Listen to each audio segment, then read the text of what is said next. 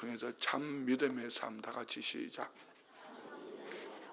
우리 성도님들 안에 이 축복이 있기를 축원드립니다.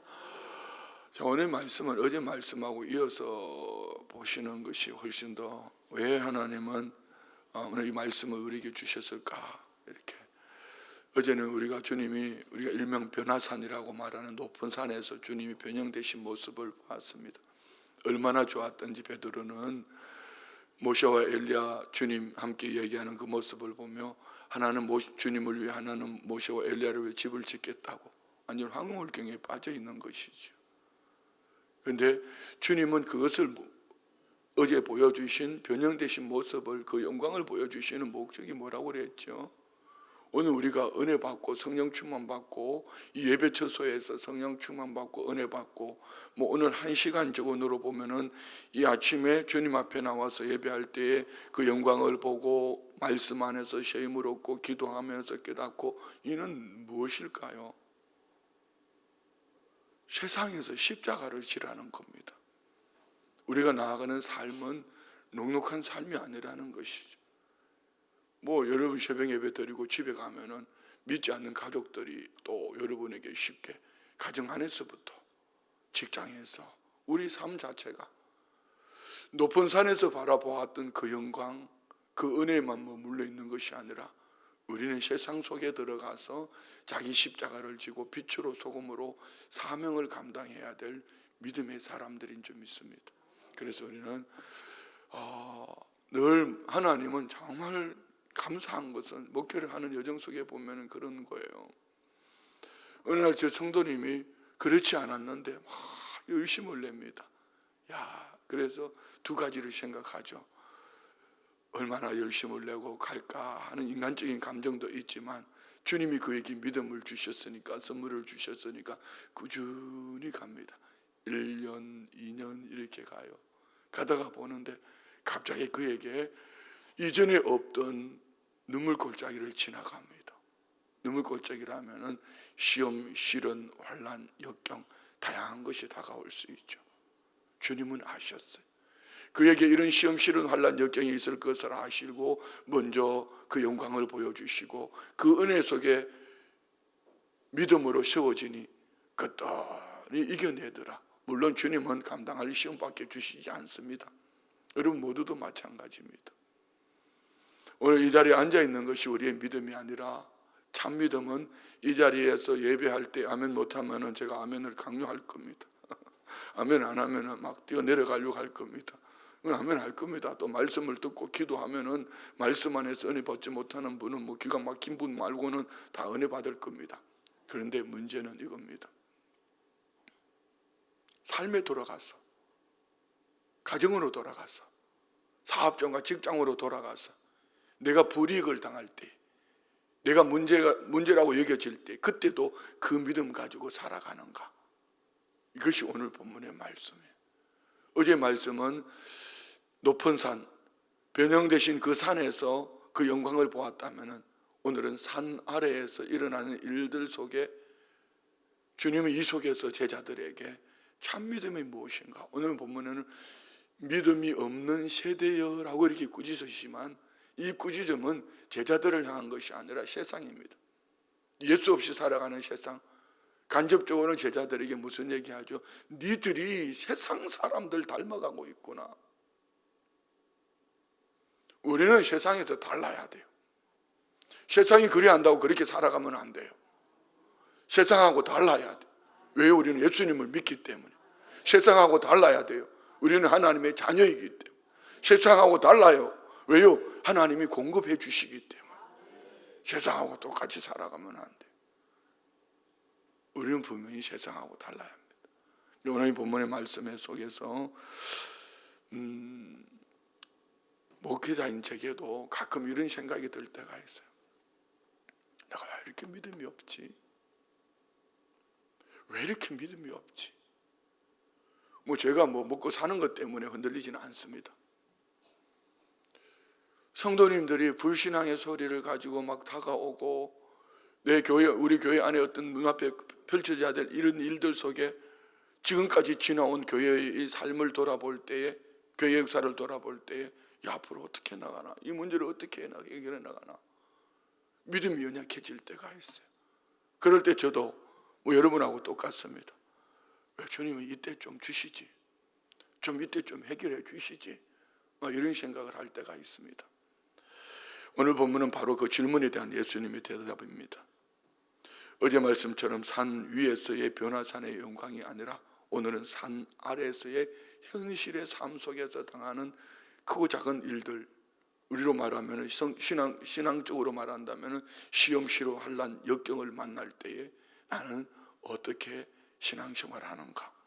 결국은 신앙생활은 교회 안에서, 예배당 안에서 기도할 때에, 찬양할 때에, 예배할 때에, 그게 믿음이 아니라 불이익을 당하는, 불효범이 일어나는, 눈물이 있고 아픔이 있고 고통이 있는 삶의 현실 속에서 나는 어떻게 반응하는가, 이것이 참 믿음이라는 것이죠. 자, 14절 15절 말씀 봅시다. 그들이 무리에게 이르매 한 사람이 예수께 와서 꿇어 엎드려 이르되 주여 내 아들을 불쌍히 여기소서, 그가 간질로 심히 고생하여 자주 불에도 넘어지며 물에도 넘어지는지라. 저는 이 말씀이 우리 모든 성도님들에게 이런 주님을 향한 간구가 있었으면 좋겠습니다. 이걸 분별하지 못하는 사람들도 있어요. 이 말씀 속에서 왜 이 아이 아버지는 병원을 안 찾아가 봤을까요? 물에도 불에도 넘어지는 이 아이를 간질하고 자빠지는데 안 찾아가 봤겠어요? 답이 없어요. 이 일은 예수님밖에 없구나. 할렐루야. 그런데 다 해보고 마지막에 예수님밖에 없구나 이렇게 오는 것보다 우리는 모든 삶의 우선순위를 먼저 그 나라와 그 의를 둡시다. 먼저 그 나라와 그 의가 뭡니까? 예수님을 모셔드리는 겁니다. 내가 예수님 앞에 나오는 것이죠.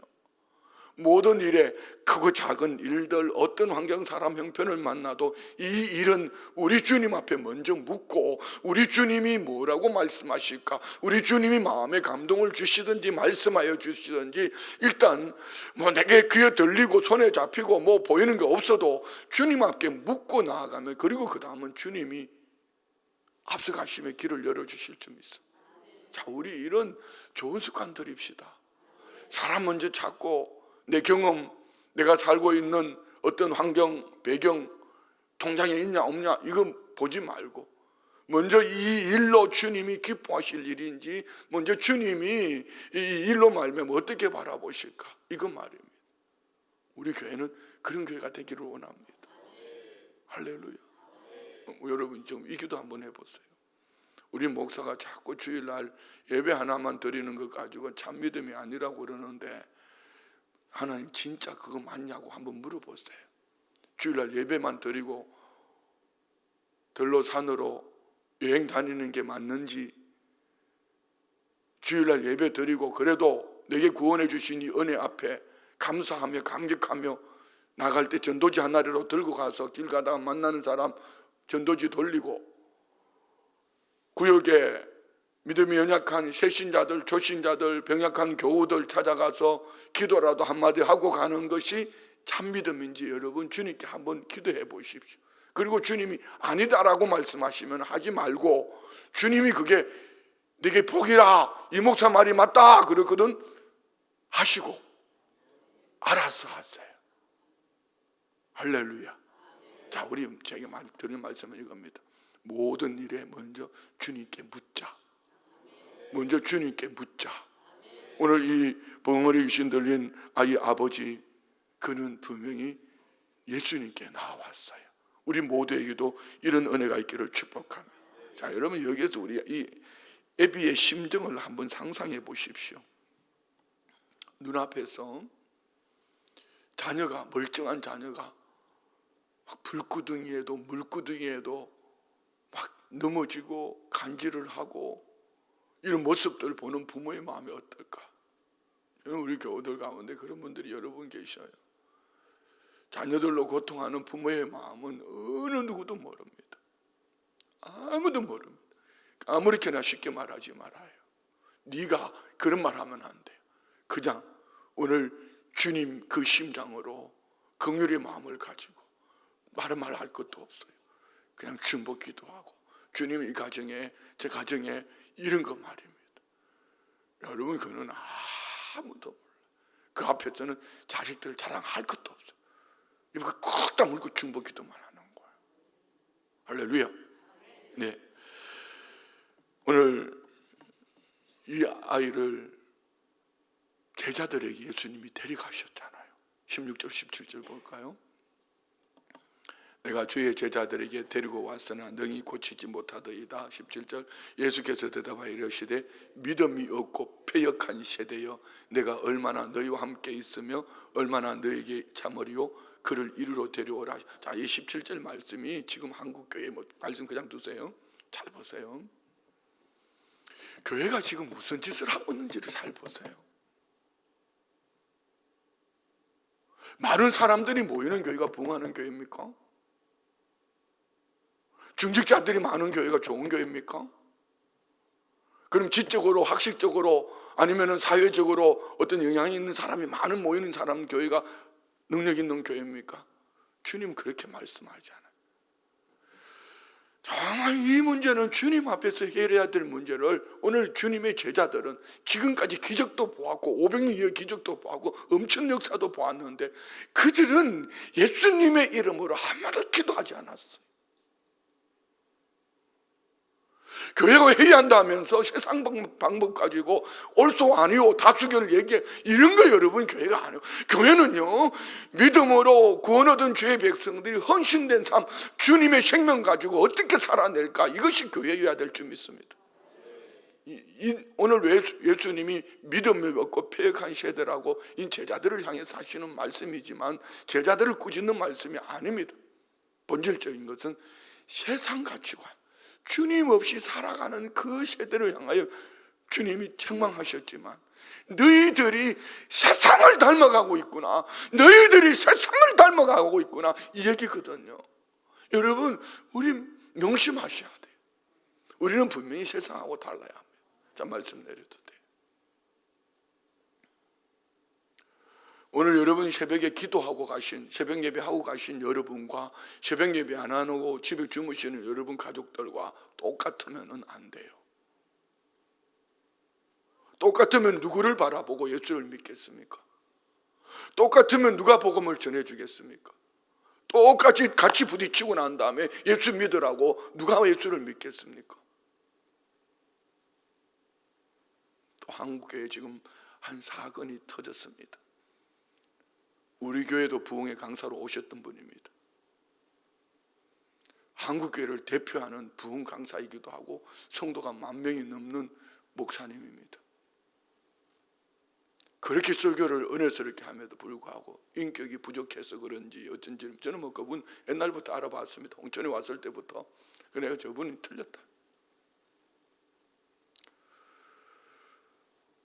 이는 한 개인의 문제가 아니고 교회가 문제가 아니고 그냥 언론들은 유튜버들은 이것을 가지고 말입니다. 유튜버는 클릭 팔로우 숫자를 늘리기 위해서 지금 막 입에 담을 수 없는 그런 얘기거든요. 그러니 뭐 이제는 복음의 문이 자꾸 가로막혀 갑니다.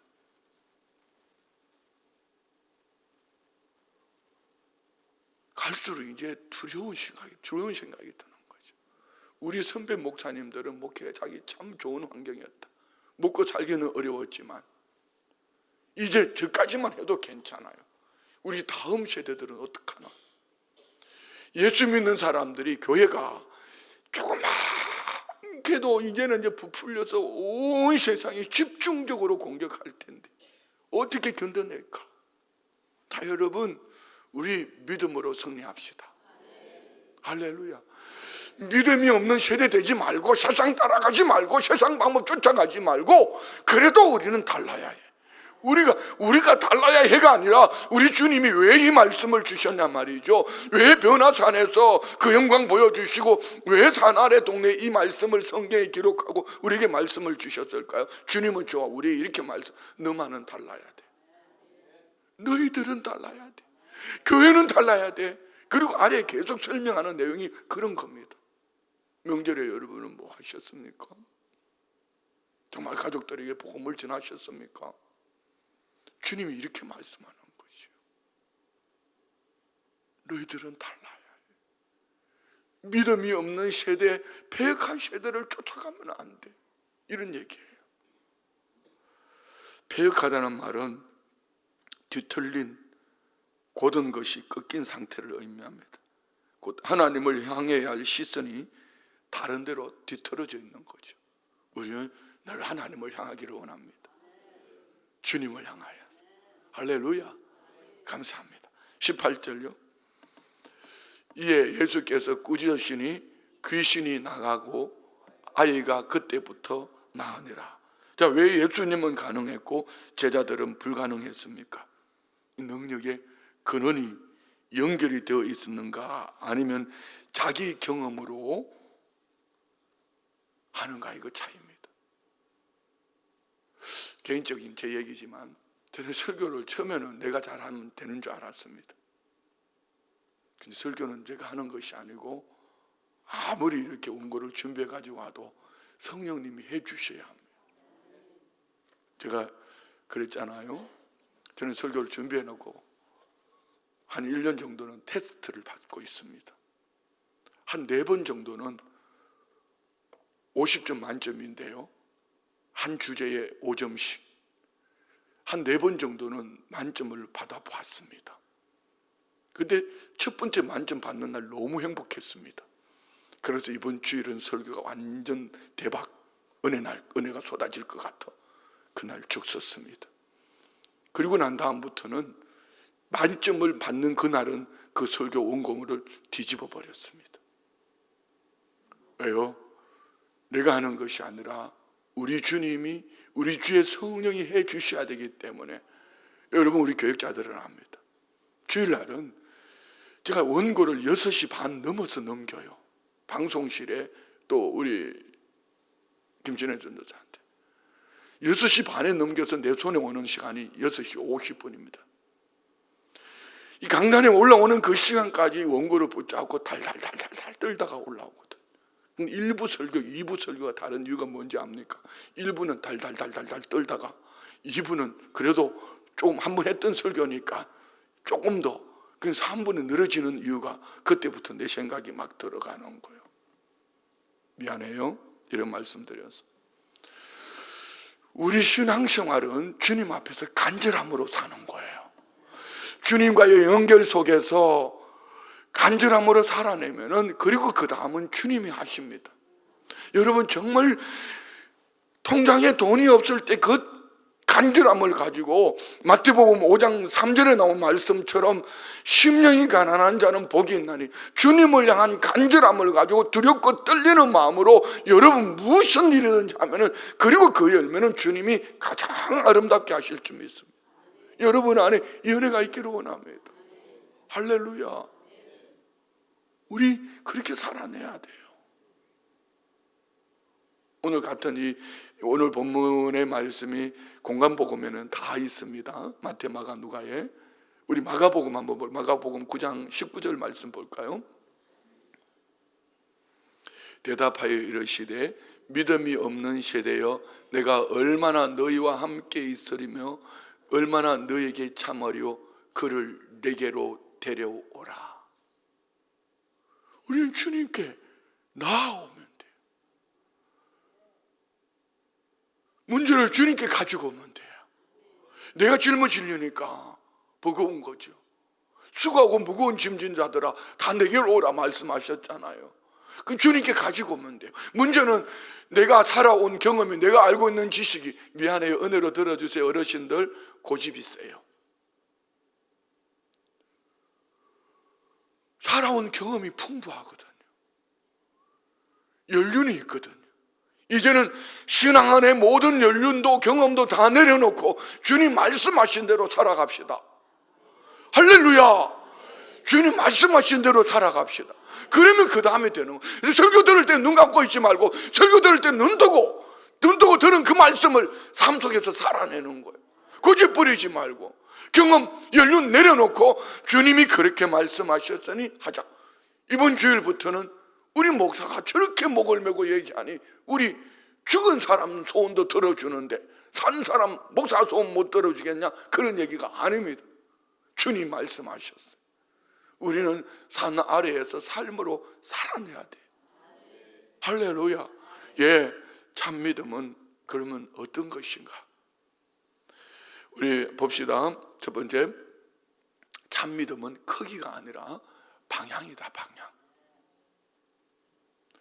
얼마나 많은 일을 했나? 교회를 얼마나 오래 다녔나? 얼마나 많은 사람이 모였냐? 어떤 직분을 가졌냐? 이것이 믿음이 아니라 내가 방향을 예수님께 설정하고 있느냐? 기도하는 자리로, 예배하는 자리로 설정하고 있느냐? 이것이 참 믿음이다. 이런 얘기입니다. 19절 말씀 볼까요? 이때 제자들이 조용히 예수께 나와 이르되 우리는 어찌하여 쫓아내지 못하였나이까? 솔직한 질문 아닙니까? 주님, 왜 나는 안 되지요? 여러분도 그래 하셔야 돼요. 주님, 저 집사님은 되는데 나는 중직자인데 나는 왜 안 되지요? 너 교회 오래 다녔구나. 크게 많이. 너 중직자구나. 크게 많이. 그게 믿음이 아니고 그 집사는 항상 나를 바라보고 있어. 너도 나를 바라봐. 이 얘기죠. 오늘 우리 안에 이 축복이 있기를 원합니다. 이 솔직한 질문 앞에 예수님의 대답을 한번 봅시다. 20절요.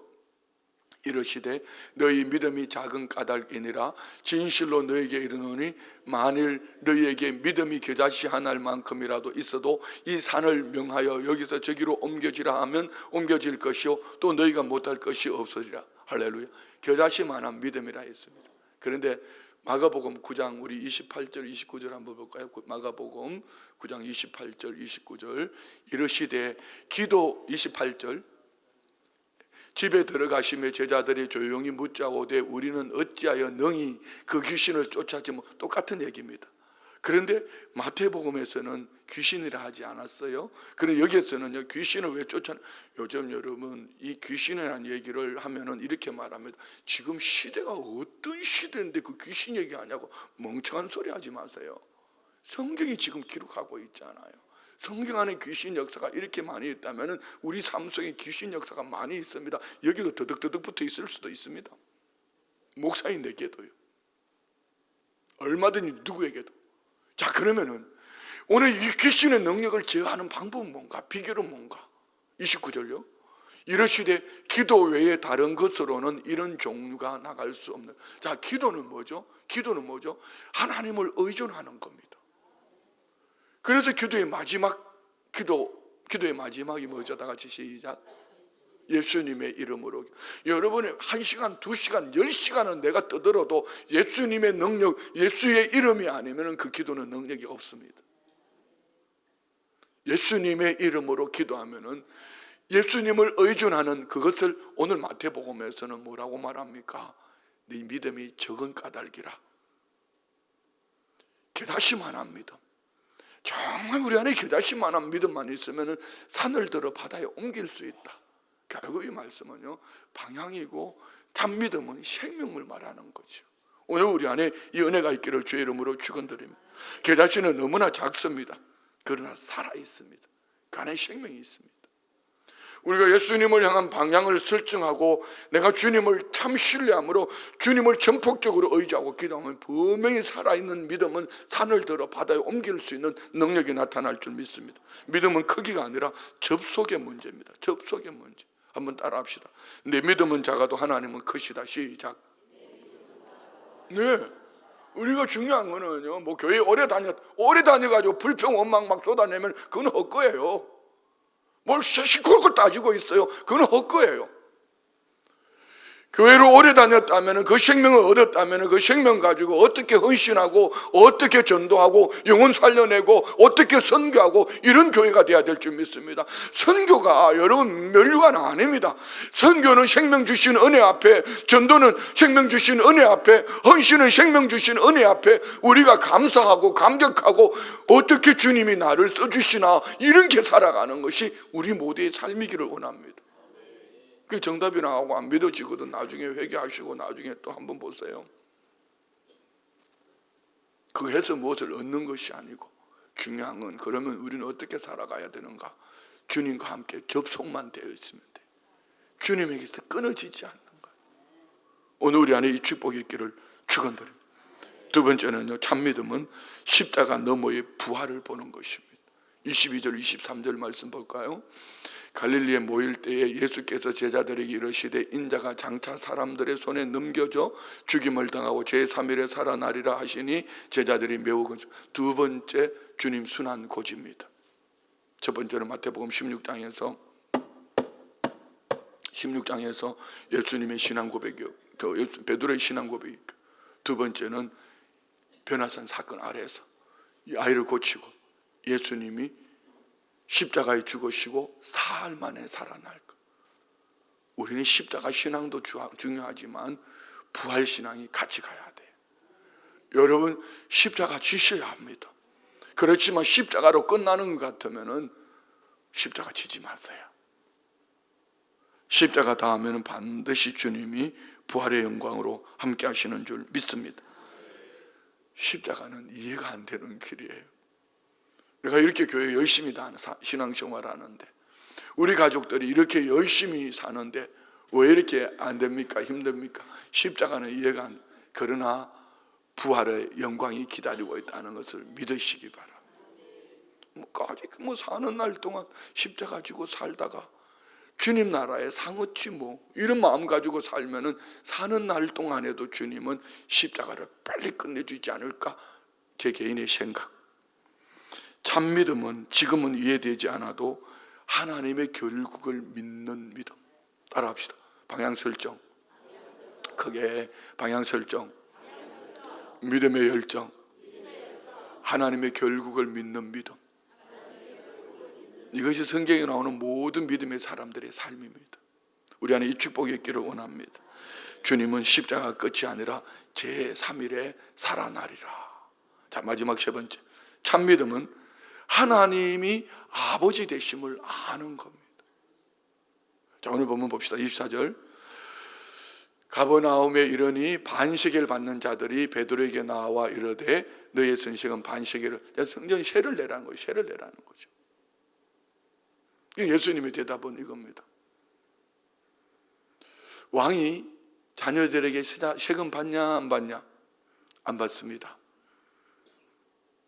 그러면 너희들은 자녀 아니냐? 우리에게 자녀에 대한 거죠. 또 다른 한 가지는요, 그럼에도 불구하고 예수님은 베드로에게 가서 물고기 잡아라, 입 벌려봐라, 그게 안에 돈 들어앉아 있을 거야, 가져다 세금 내라. 무슨 얘기입니까? 하나님이 공급해 주신다는 얘기죠. 자, 봅시다. 예수님은 베드로에게 묻습니다. 25절 26절. 이르되 내신다 하고 집에 들어가니 예수께서 먼저 이르시되 시몬아 생각은 어떠하냐? 세상 임금들이 누구에게 관세와 국세를 받느냐? 자기 아들에게냐 타인에게냐? 베드로가 이르되 타인에게니이다. 예수께서 이르시되 그렇다면 아들은 세를 면하리라. 아멘. 예수님은 하나님의 아들로 이 땅에 오셔서 만왕의 왕이신 주님은 세금을 안 내도 됩니다. 하나님은 왕이시지만 오늘 저와 우리를 왕이신 우리 주님이 종으로 대하지 않고 우리는 누구다? 하나님의 자녀다. 아멘요. 그래서 우리는 세상을 살아갈 때 늘 마음에 가져야 될 것은 어떤 환경, 사람, 형편을 만나도 이 자녀의 본질을 깨뜨리면 안 돼요. 종이 되어가지고 삭을 받으려 하고 품삯을 계산하고 따지고, 여러분 교회 안에서 그런 거 하지 마세요. 왜 저 사람은 저만큼 주는데 나는 왜 이만큼 주냐고, 이 사람은 이만큼 했는데 나는 왜 이만큼 하냐고. 여러분, 이거는 품삯 받는 종, 그런 교회 와서 할 필요 없어요. 세상에 가서.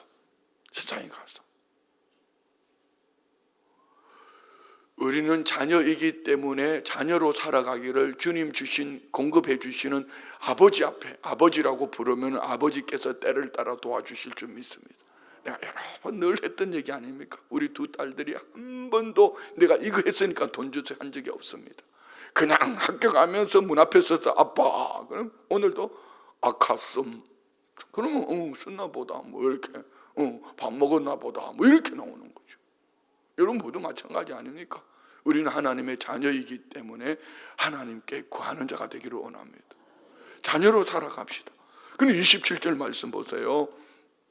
그러나 우리가 그들이 실족하지 않게 하기 위하여 내가 바다에 가서 낚시를 던져 먼저 오르는 고기를 가져 입을 열면 돈 한 세겔을 얻을 것이니 가져다가 나와 너를 위하여 주라. 하나님이 공급해 주신다 이런 의미가 있지만 물고기 입에서 나오는 이 세금, 이 사건은 우연이 아니라 아버지의 공급하심을 보여주시는 사건 아닙니까? 자, 여기서 우리는 마태복음 7장과 누가복음 11장에서 똑같이 병행된 구절의 말씀이 구하고 찾고 두드리는 자에게 좋은 것을 주신다. 그 말씀 중심에는 뭐였습니까? 우리 마태복음 7장 11절 볼까요? 너희가 악한 자라도 좋은 것으로 자식에게 줄 줄 알거든 하물며 하늘에 계신 너희 아버지께서 뭐하는 자에게? 문제는 구하지 않기 때문이다. 문제는 정욕으로 쓰려고 잘못 구하기 때문이라. 구하는 자에게 좋은 것으로 주시지 않겠느냐. 오늘 우리 믿음으로 구하여서 응답받기를 원합니다. 자, 말씀 마칩니다. 참 믿음이란 뭔가? 네 가지를 한번 봅시다. 첫 번째요, 내 능력이 아니라 하나님의 능력을 신뢰합시다. 나 이만큼 할 수 있어. 자, 우리 할 수 있어도 주님께 물읍시다. 주님, 이거 하는 게 맞아요? 오늘 그게 가는 게 맞아요? 안 맞아요? 이거 말입니다. 뭐 예를 들어 여러분이 사업장이면은 사업장 문 열자마자 주님, 오늘도 이 하루에 이 사업장을 주님 뜻대로 이루어지기를 원합니다. 이런 거 말입니다. 할렐루야. 두 번째는요, 믿음의 크기가 아니라 방향을 바로. 이 믿음의 크기란 말이 지금 한국교회 여기에 다 무너진 거예요. 그 교회는 성도가 몇이나 모였나? 10,000명이 모이면 뭐합니까? 단임 목사 무너지는 순간에 순식간에 부셔집니다. 크기가 아니라 방향, 예수님을 향한 방향을 바로 설정하고 있느냐? 우리 안에 이 축복이 있기를 원합니다. 세 번째는요, 십자가 속에서, 십자가는 늘 우리 삶 속에 깔려 있습니다. 부활의 영광을 바라봅시다. 부활을 믿읍시다. 반드시 부활의 은혜가 있다. 할렐루야. 마지막 네 번째요, 하나님을 아버지로 신뢰하는 것. 우리 안에 이 축복이 있기를 주의 이름으로 축원드립니다. 기도합니다. 하나님 아버지, 오늘 이 성전에서 이 설교를 들으면서 예배하면서 이 말씀을 들으면서 우리의 생각도 가치관도 아멘으로 고백하고 하나님의 자녀로 살기를 참 믿음의 사람으로 결단합니다. 그렇지만 우리의 삶의 현장에서도 이 믿음으로 살아낼 수 있도록 성령 하나님 우리 안에 역사하여 주옵소서. 말씀하신 그대로 내 능력이 아니라 하나님의 능력으로 신뢰하며 내가 알고 있는 지식, 내가 능력이 아니라 주님을 향한 방향을 설정하고 어떤 환경 속에서도 십자가를 통과한 부활의 영광이 있다는 것, 나는 하나님의 자녀라는 이 가치관을 가지고 우리 모든 성도님들이 어떤 환경 속에서도 참 믿음의 사람으로 승리하게 하여 주시옵소서. 하나님 앞에 예물 올려드립니다. 하나님, 범사에 감사합니다. 범사에 감사합니다. 은혜롭고 사랑하는 주여, 늘 우리를 사랑하사 마음을 하려 주시고 복을 주셔서 감사합니다. 오늘도 우리 교구장님과 함께 예배드릴 수 있게 하시 감사합니다. 은혜 충만할 수 있도록 도와주시고 복잡하고 힘든 마음도 잘 잡아주실 것을 믿습니다. 사업장 주인 되신 주님, 하나님보다 더 큰 은혜와 영광 감사합니다. 사랑의 하나님, 영육이 강건함 주시 기도하는 자녀로 살아갈 수 있도록 인도하여 주옵소서. 하나님 아버지, 남편을 불쌍히 여겨주시고 영혼을 구원받게 하시고 주님의 능력의 손으로 허리를 안수하여 주시고 깨끗이 치료받게 하시옵소서. 하나님의 기쁨 되는 학원 되기를 원합니다. 범사에 감사합니다. 드린 예물 가운데 역사하시고 때를 따라 돕는 은혜가 날마다 넘쳐나도록 영육이 강건함을 입게 하옵소서. 예수님의 이름으로 축복하며 기도드리옵나이다. 아멘.